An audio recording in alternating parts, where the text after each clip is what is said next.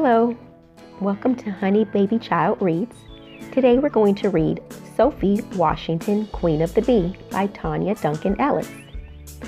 I was sent this book to read on our Honey Baby Child channel, and I'm so excited to start reading it. It's for 3rd through 5th graders, so that's a perfect grade age level.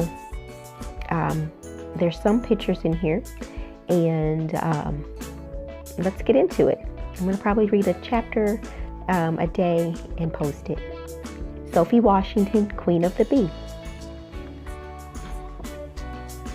Sophie Washington, Queen of the Bee, written by Tonya Duncan Ellis.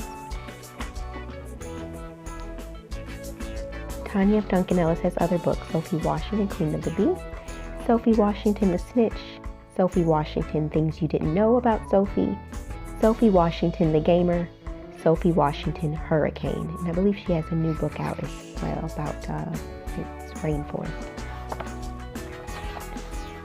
We're going to start with Chapter 1, 3 Little Pigs. Chapter 1, 3 Little Pigs. In fairy tales, everyone's wish comes true. Jack gets the goose that lays the golden egg. Cinderella finds Prince Charming. Pinocchio becomes a real boy. My happily ever after is much simpler. I want a pet goldfish. I don't think that's too much to ask, but my parents do. For the past year, they have been putting me off every time I beg them for a pet. I'm allergic to cats and dogs, says Mom. There's no way we could keep a furry animal in the house.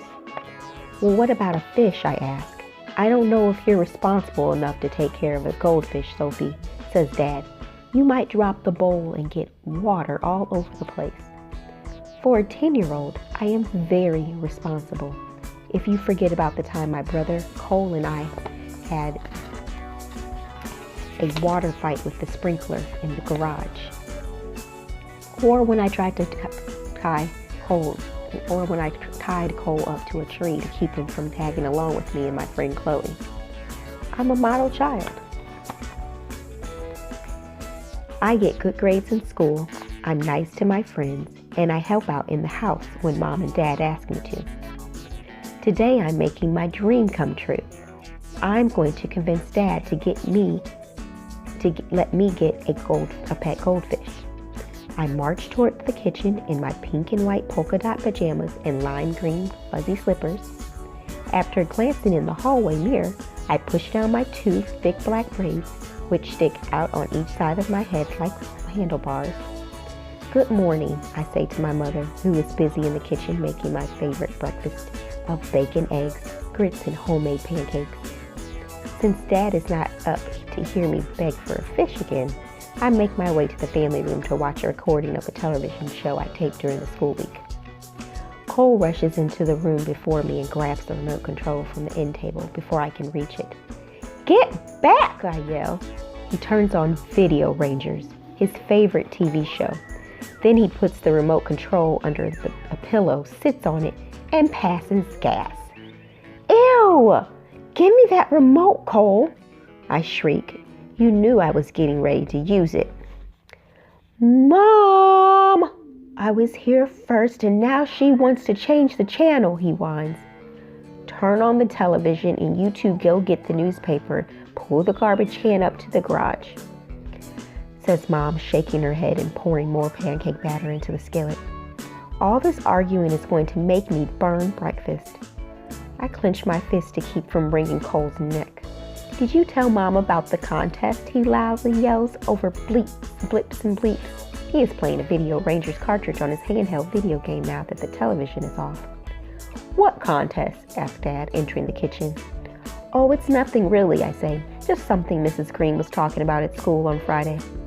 It's the big spelling bee, and they want all the kids in the 3rd grade and up to be in it, pipes up Cole. Mrs. Green sets off. She hopes Sophie signs up since she's such a great speller. That sounds like a wonderful opportunity for you, Sophie, Mom says.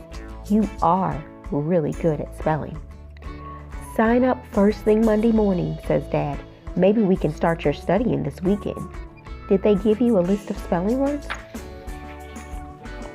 I need to check my backpack, Dad. It's out in the garage. I say, trying to change the subject. Come on, Cole, Mom told us to get the paper.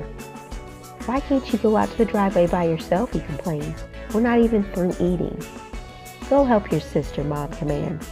We head out the garage door to the driveway. You are such a tattletale, I say, nudging Cole. Once we are out of earshot. Why'd you have to tell Mom and Dad about the spelling bee? He elbows me back. Then we both stop in our tracks. 3 hairy pigs are running around our front yard.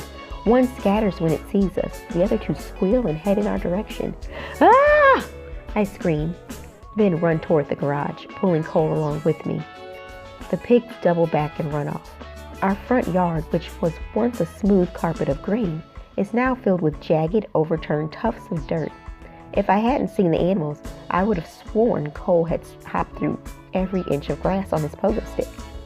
Our yelling brings Mom and Dad outside. What happened? I ask, pressing as close to my father as I can get. He whistles. Our lawn's been attacked by wild boar. Wild boar, I exclaim. They dug up our yard looking for grubs and bugs to eat, Dad explained.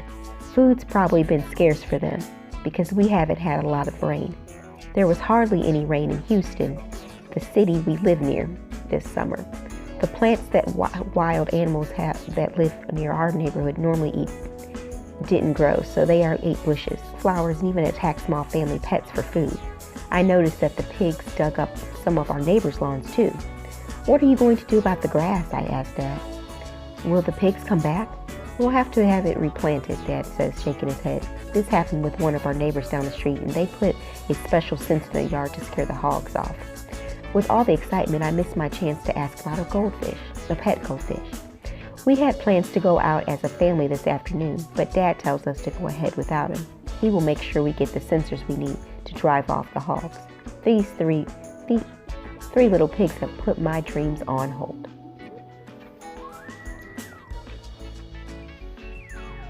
Thanks for listening to Chapter 1 of Sophie Washington, Queen of the Bee by Tonya Duncan Ellis. Please stay tuned for our next installment, Chapter 2. And thank you for watching. Please subscribe and see you next time. Thanks. Bye.